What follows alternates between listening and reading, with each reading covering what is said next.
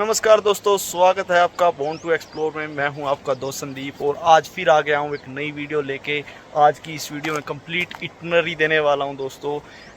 सोमनाथ जी, Porbandar and Dwarka, आप ये तीनों जगह कैसे बेस्ट वे रहेगा, कैसे आप इनको एक्सप्लोर कर सकते हो, कितना खर्चा आने वाला है, क्या क्या बेस्ट डे रहेंगे और कितना आपको टाइम लगने वाला है, ये कंप्लीट डिटेल लेने वाली है इस वीडियो में दोस्तों। तो स्टार्ट करते हैं वीडियो को।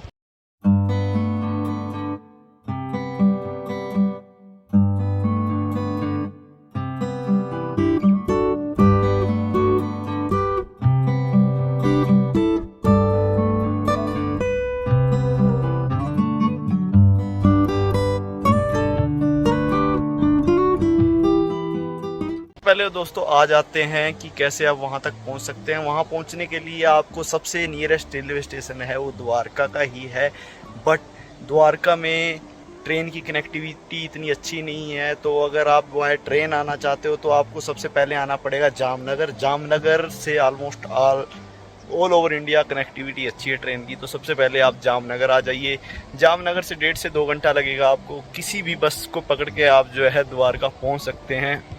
इसके अलावा जामनगर से लोकल ट्रेन भी चलती हैं बहुत सारी, जिससे आप द्वारका पहुंच सकते हैं। तो ये हो गया ट्रेन का रूट, अगर बाय ट्रेन आप आना चाहते हैं। अगर आप बाय एयर आना चाहते हैं दोस्तों तो नियरेस्ट एयरपोर्ट पड़ेगा जामनगर। जामनगर आप लैंड करेंगे, वहां से फिर आपको बाय ट्रेन आना है या बाय बस आना है, वो आप देख सकते हैं। 1.5 से 2 घंटे का मैक्सिमम सफ़र है वहाँ से जामनगर से द्वारका का। द्वारका पहुंचने के बाद सेकंड आपका क्या ऑप्शन आता है कि स्टे का, कैसे आप वहाँ स्टे कर सकते हो। तो अगर आप द्वारका पहुंच रहे हो और द्वारका में आपको बहुत सारे आश्रम मिलेंगे, मतलब रेंज स्टार्ट हो जाती है आपकी 150 से 200 रुपये पर हेड के हिसाब से रेंज चालू हो जाएगी। लेकिन मैं आपको सजेस्ट कराऊंगा, वहाँ पे एक आश्रम है गायत्री शांतिवन करके एक आश्रम है, वहाँ पे आप स्टे कीजिए।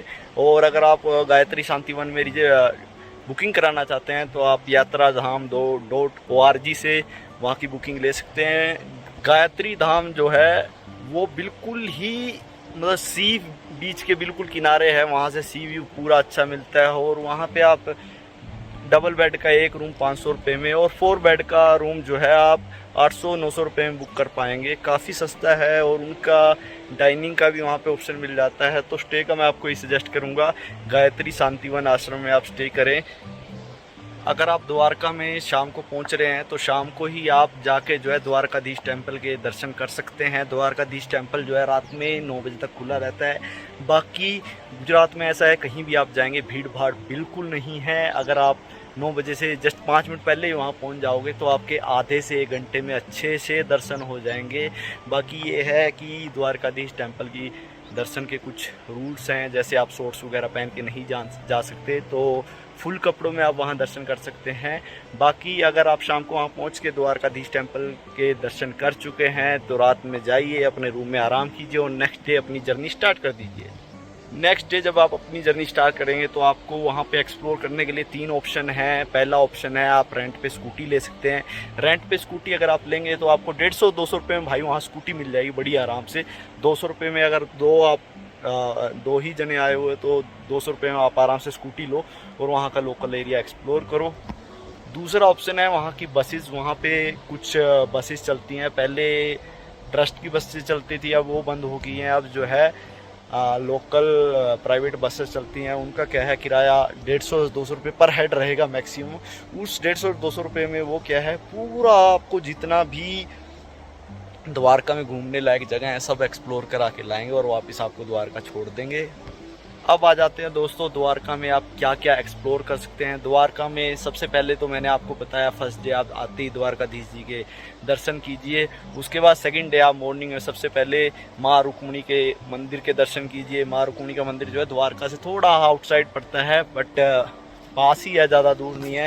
माता रुक्मिणी के मंदिर के दर्शन के बाद आप निकल जाइए आउटसाइड, जो भी मंदिर एक्सप्लोर करने के लिए उसके निकल जाइए। सबसे पहले आप वहाँ से जैसे भी आप जा रहे हैं, अगर आप स्कूटी से जा रहे हैं या टैक्सी से जा रहे हैं तो आप निकल जाइए बेट द्वारका की तरफ। बेट द्वारका ऑलमोस्ट द्वारका से 33 किलोमीटर दूर पड़ता है। रास्ते में सबसे पहले आपको मिलेगा शिवराजपुर बीच, जो कि गुजरात का ओनली ब्लू फ्लैग बीच है। काफ़ी साफ़ सुथरा बीच है, उसको आप अच्छे से एक्सप्लोर कर सकते हैं।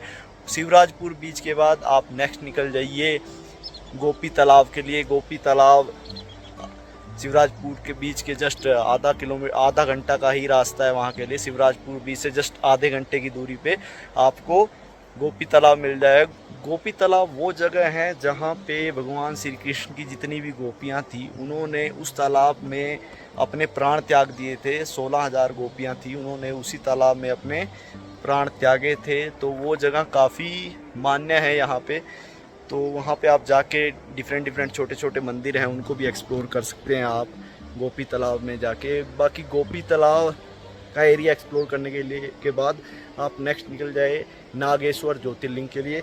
नागेश्वर ज्योतिर्लिंग 12 ज्योतिर्लिंग में से एक ज्योतिर्लिंग है और काफ़ी पौराणिक है। बाकी भीड़ की अगर बात करूं दोस्तों, नागेश्वर ज्योतिर्लिंग में भीड़ नहीं है, आप 15-20 मिनट में वहां पे दर्शन कर सकते हैं। बाकी एकमात्र ऐसा ज्योतिर्लिंग है जहां पे आप अंदर जाके जो है पानी अर्पण कर सकते हैं, जल अर्पण कर सकते हैं। वहाँ पे 100 रुपये की पर हेड पर्ची कटेगी। उस पर्ची को कटाने के बाद आप जो है ज्योतिर्लिंग पे जल अर्पण कर सकते हैं, विधिवत वहाँ पूजा कर सकते हैं। तो नागेश्वर ज्योतिर्लिंग के दर्शन के बाद आप निकल जाइए बेट द्वारका के लिए। बेट द्वारका के लिए पहले तो फेरी चलती, लेकिन अब वहाँ एक सुदर्शन फ्लाईओवर बन गया है, आप उससे वहाँ आराम से जा सकते हैं। बाकी बेट द्वारका पहुँचने के बाद वहाँ पे सबसे पहले आप द्वारकाधीश जी के मंदिर के दर्शन करेंगे। उसके बाद वहाँ 2 पॉइंट और हैं, एक डनी पॉइंट है, वहाँ वो एक्सप्लोर कर सकते हैं। नेक्स्ट है वहाँ पे हनुमान जी का मंदिर है एक, वहाँ पे आप जाके जो है हनुमान जी के दर्शन कर सकते हैं। बेट द्वारका के बाद दोस्तों आपकी जर्नी द्वारका ही ख़त्म हो जाती है। आप बेट द्वारका में डनी पॉइंट और ये सब घूम के वापस आ सकते हैं।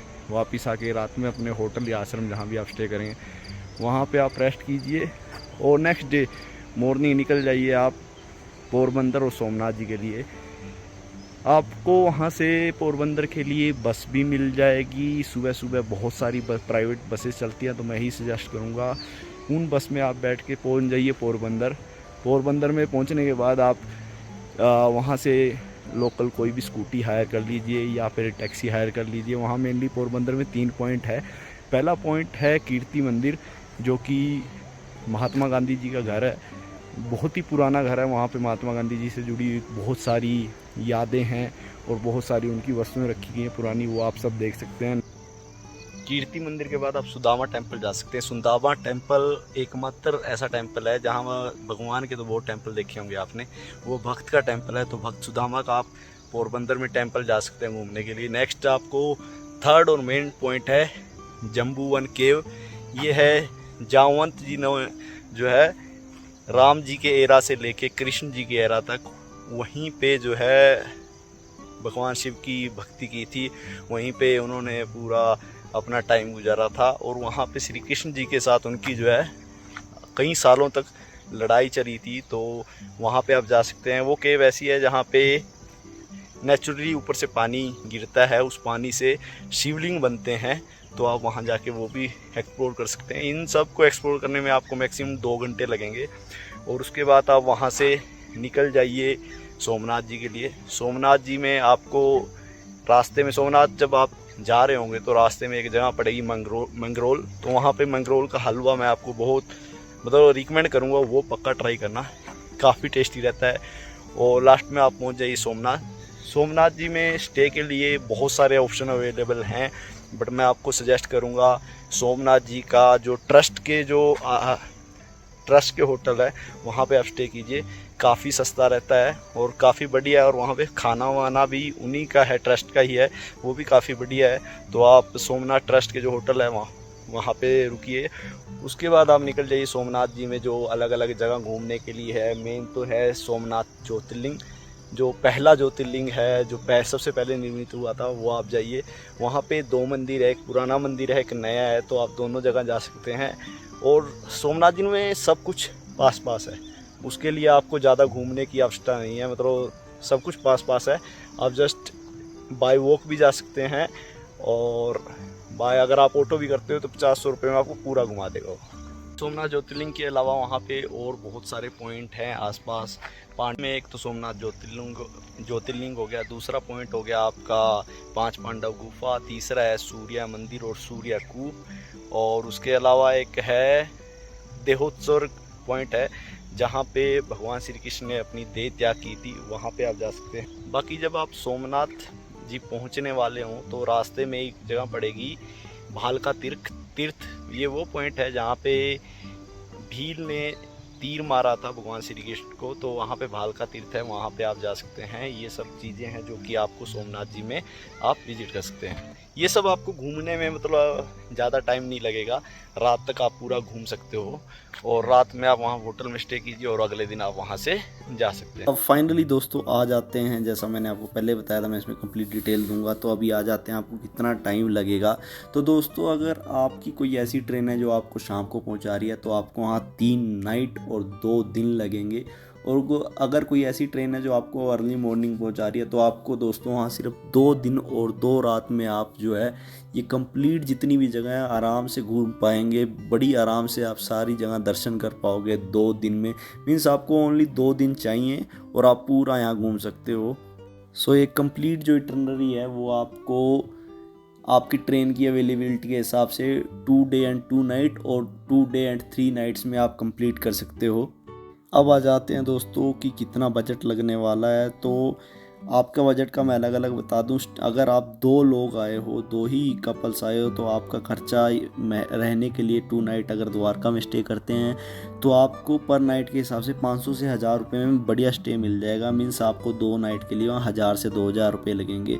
बाकी सोमनाथ जी में स्टे के लिए 800 से मैक्सिमम 1500 रुपये में आपका स्टे हो जाएगा। बाकी फूडिंग के लिए आप दोस्तों 2 दिन और 3 रातों का मैक्सिमम 2000 में बहुत अच्छा खाना वहाँ खा सकते हैं। अगर आप स्कूटी हायर करते हैं तो मैं एवरेज लेके चलता हूँ 300 से 500 रुपये पर डे का। तो 2 दिन के हिसाब से 600 से 1000 रुपये में आपका जो है ट्रांसपोर्ट हायर हो जाएगा। बाकी द्वारका टू अगर आप पोरबंदर बस से जाते हो तो 150 पर हेड आएगा, तो 300 रुपये में आप जो है वहाँ आराम से पहुँच जाओगे बस में। और सोमनाथ जी तक 100 रुपये और एक्स्ट्रा लगेंगे, 200 रुपये में वहाँ तक पहुँच जाओगे। फाइनली आ जाते हैं दोस्तों लास्टली टोटल कितना बजट आएगा। तो आपका 2 दिन और 3 रातों का एक कपल का 5200 से लेके 8000 मैक्सिमम जाएगा। 5200 में मतलब आप एवरेज रह पाओगे, 8000 में आप रॉयल तरीके से पूरी आपकी विजिट कर पाओगे।